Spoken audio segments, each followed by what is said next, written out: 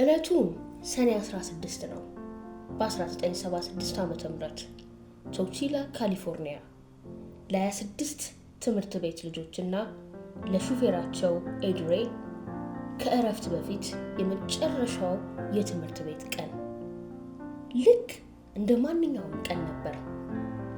ቢጫው አውቶቡስ በጸጥታ የሚረግፉ ፍራፍሬ እርሻዎች መካከል እየገሰገሰ ልጆቹም ደግሞ በዓይነ ሕሊናቸው የእረፍቱን ደስታ እየተመለከቱ ነበር።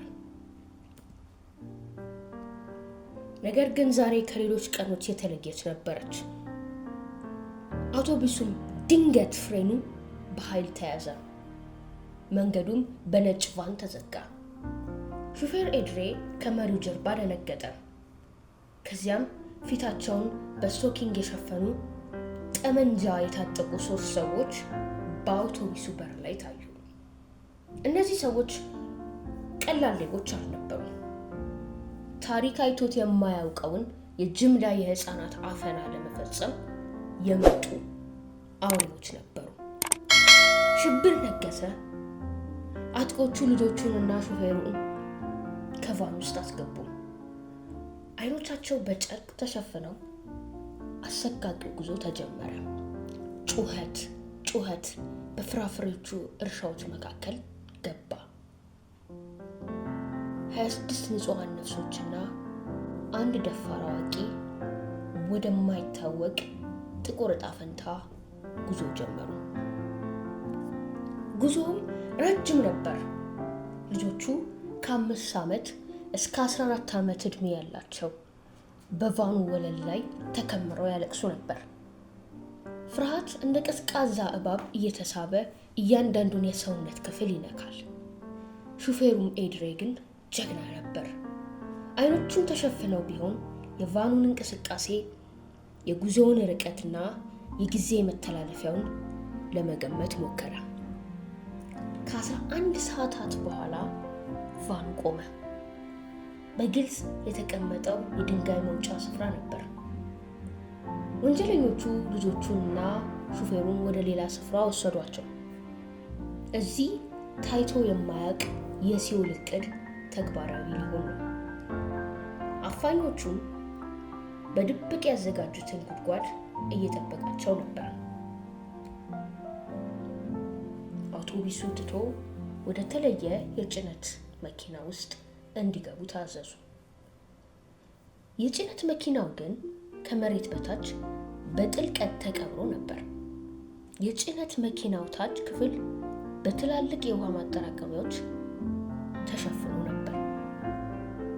ከላይ ደግሞ አየር እንዳይገባ ተደርጎ በድንጋይና በቆሻሻ ተደፍኗል። የመኪናው በር ከላይ ተዘጋ። ከዚያም በርካታ ቶን የሚመዝን የብረትና የአፈር ሸክም ጣሪያው ላይ ወደቀ። ልጆቹስ በሕይወት ተቀበሩ። ፍጹም ጨለማ፣ የአየር መውጫ እንኳን የለም።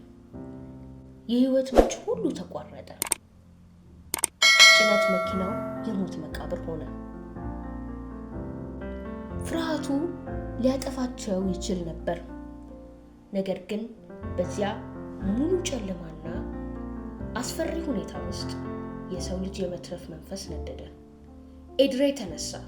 ድምፁን ከፍ አድርጎ መታገስ አለብን፣ መረጋጋት አለብን ሲል ልጆቹን አጽናና። አየር ለመቆጠብ ሁሉም ዝም እንዲሉ አዘዘ።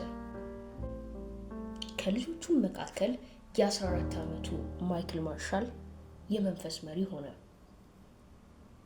ከኤድሬ ጋር በመሆን የመኪናውን ውስጣዊ ክፍል ማሰስ ጀመረ።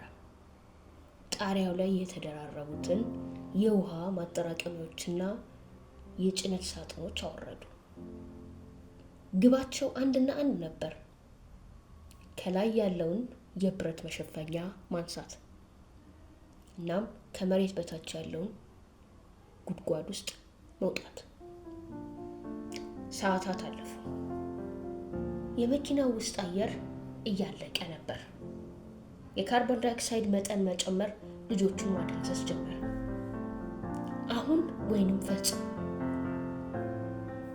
ሬይ እና ማይክል ማርሻል የቆሙትን ልጆች ሁሉ ኃይላቸውን እንዲያሰባስቡ አዘዙ። ሁሉም ሰው ተደራርቦ በጋራ ኃይል ያንን ከባድ የብረት መሸፈኛ መግፋት ጀመሩ። ከከባድ ትግል፣ ከከባድ ስቃይ፣ ከ16 ሰዓታት የህያዋን ቀብር በኋላ የጭነት መኪናው ጣሪያ ላይ አንድ ትንሽ ስንጥቅ ታየ። ስንጥቅ፣ ከዚያም ብርሃን።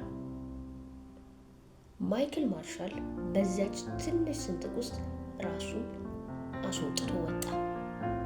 ልጆቹና ሹፌራቸው በሙሉ ኃይላቸው በብርሃኑ አቅጣጫ ወጡ።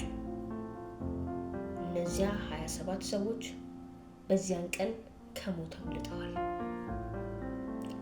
በዓለም ታሪክ ውስጥ እጅግ አስገራሚ ከሆኑ የአፈናና የማምለጫ ታሪኮች አንዱን ፈጸሙ።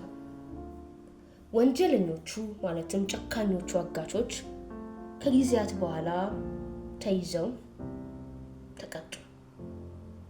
የቾቺላ የህፃናት ታሪክ የጀግንነት፣ የጋራ ትብብርና የሰው ልጅ መንፈስ ጨለማን የመግፋት አቅም ምልክት ነው።